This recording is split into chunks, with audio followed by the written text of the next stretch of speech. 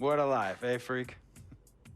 1 minute you're playing 21 and horse on the courts in Harlem, and the next moment you're in the showroom, configuring the gunmetal and graphite exterior of your luxury car and your iPad mini. Oh, I bet you get a crazy crowd when you drive that car around the block in the old neighborhood, huh? Yeah, I'm living the dream. Mad pandemonium. But folks from back around the way are real proud of me. Yeah, I hear you. Local kid makes good. You know, it kind of reminds me of when I took my tech stock public and I rang the New York Stock Exchange bell and my mom's friends called her up and said, "Maggie, is that your son on Bloomberg News this morning ringing the bell?" And my mom says, "Yes, sirree, Bob, it was him." That was a great moment, freak. And you know, our lives are like a pearl necklace of great moments, all strung together with the finest silk thread of memories. And we have to be very careful how we cultivate those pearls and we thread that necklace. Does this meeting by any chance have to do with Vic Van Leer? I grew up in the burbs, freak. I wasn't poor, upper middle class, comfortable. My daddy worked as an accountant for one of the largest insurance firms in the country. Smart with his money. Mom didn't have to work. I went to boarding school. And my dad died of a heart attack when I was a freshman at MIT. I was a movie geek, wanted to be a civil engineer, but I made my fortune by becoming a hybrid of both those interests. My dad didn't want me to be an accountant. Oh, listen to this.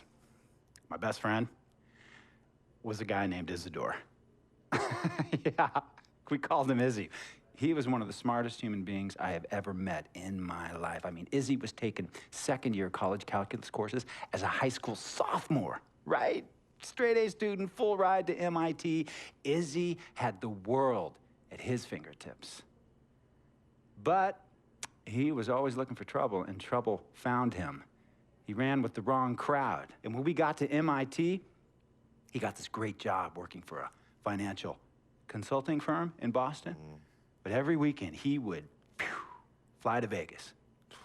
You see, Izzy had a system for counting cards in Vegas that had the big casinos on the Strip. Oh, stymied.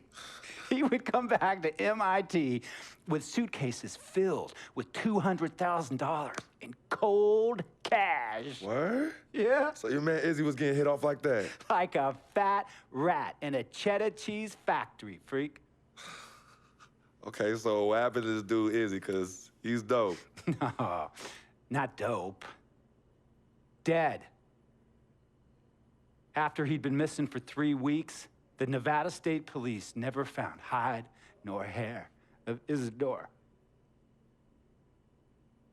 And our friendship took a hit when he asked me to hang out with him in Vegas, and I said I wouldn't do it because I knew he was on a dark and twisted path in his life. And yes, he was my dude.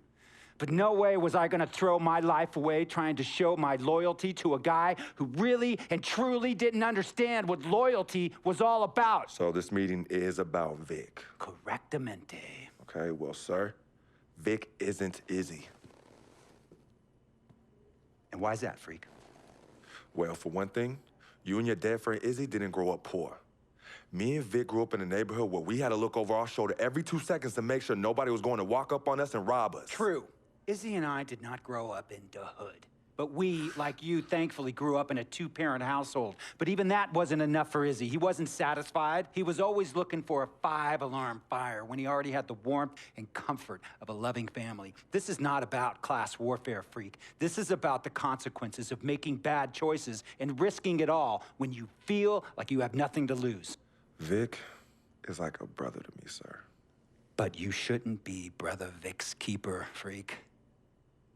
Would a brother go looking for trouble and put your career and your livelihood at risk by getting into fights at nightclubs and seedy after-hour joints and then scream to the media, "Yeah, it's all good, I'm an FOF, friendo freak. It's all misunderstanding. Y'all be haters, don't hate my game." I don't think a brother would do that to someone they really cared about, but a guy who looked at you like a meal ticket would. No. See, you don't understand Vic. Really? I don't understand. No.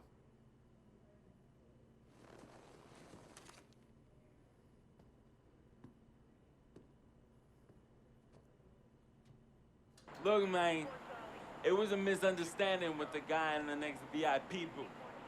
His honey started flirting with me, so naturally I started flirting back. Next thing I know, Captain Cornball's off my grill piece beefing. Next thing he know, he got a 2-piece and a biscuit under his left eye. Hey, I don't know who hit him. And it damn sure wasn't me. Hey, Captain Cornball's mad because I'm an FOF, friend of freak. Hey, but check this out, though. He needs to train that hottie before he leave the house, though. Yo, he's hotties ain't loyal, man. What's there to understand? Are you freaking blind? You know, I just want to know, how much did you pay your lawyers to make all this go away? Almost 100,000. Excuse me, son, I'm sorry, I couldn't hear you. I said I paid almost $100,000. Exactly. And if you keep riding shotgun with Vic, you're gonna go broke. Quick, fast, and in a hurry. Look, Vic is my friend, and I grew up with him. How many times I gotta tell you, sir? Freak, this is not a request. I am not asking you to do this. I am telling you to do this. And the first order of business is that Mr. Vic Van Leer is banned from traveling with you on the road. Vic is banned from the locker room. And Vic is banned from this arena. And if I catch this guy, Vic, in or anywhere near the facilities, Mr. Vic Van Leer will be arrested for trespassing. Are you serious, sir? Brother, I'm as serious as cancer. We all know that can be deadly. You know, when me and Vic were kids, playing summer tournaments at the Dome, we always imagined making it to the pros, right? And after the crowds left, just a street light was on the court, like 11:30, 12 midnight, even 1 in the morning sometimes. We used to practice player introductions, running on the court, giving dap, high-fiving the teammates. Vic, he would act as an announcer. You know, he would introduce me and announce my name on the loudspeaker, and the Jumbotron would flash my image like a little guy dressed in long shorts and a jersey. And now, fresh off his 3-game, 62-point scoring streak, the youngest player to ever do so in NBA history, Frequency Vibrations.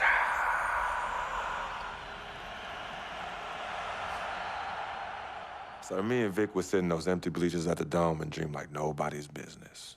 And now I'm living a dream. For real. And in so many ways, Vic was part of that. Please, listen to me. I mean, I know this guy's your dude from way back. Look, me and Vic go way back like the front seats of a '67 Cadillac. That's good. We go way back. Did you say front seats? Front seats of a '67 Cadillac. We go way back like the front seats of a '67 Cadillac. Well, do you have any crickets?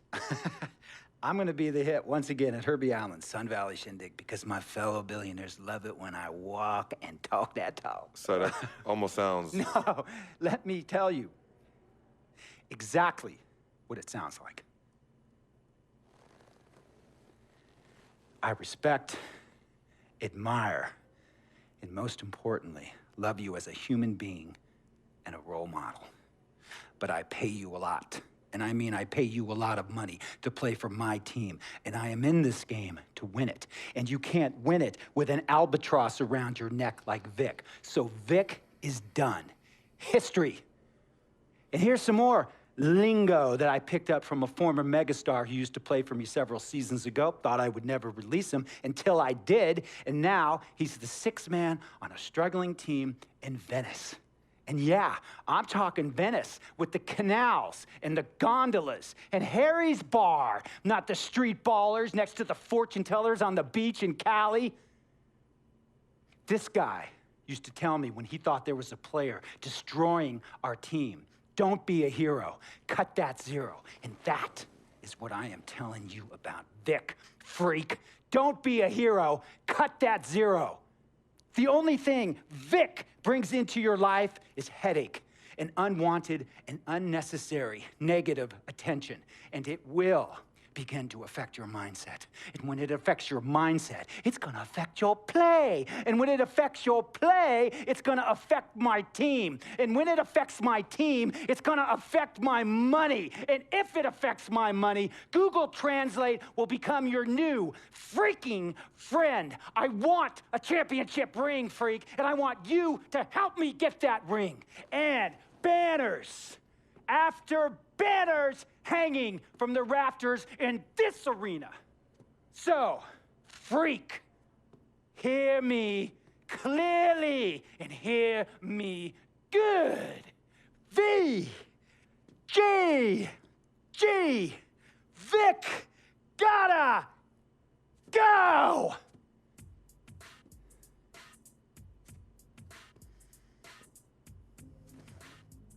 Handle your business.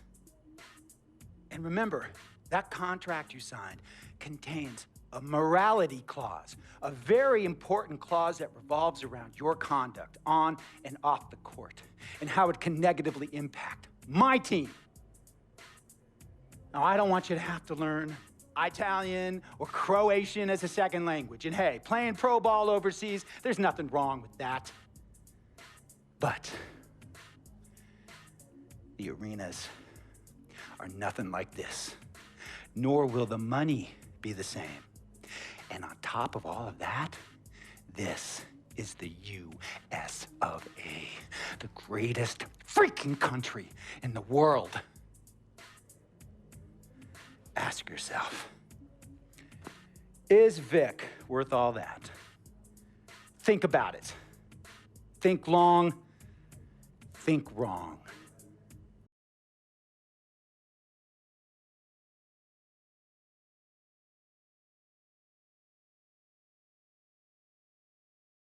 Tell you about Vic. He has his bad rap. It's not, and I understand some of his judgments might shadow his actual character. He's not that at all. Man, Vic, let me tell you something. We actually, we have love for each other. We're brothers. Blood couldn't make us any closer at all. I mean, he has so much loyalty to me and to my family. You could see even Cece, has issues with him, but he still loves her. He still loves her.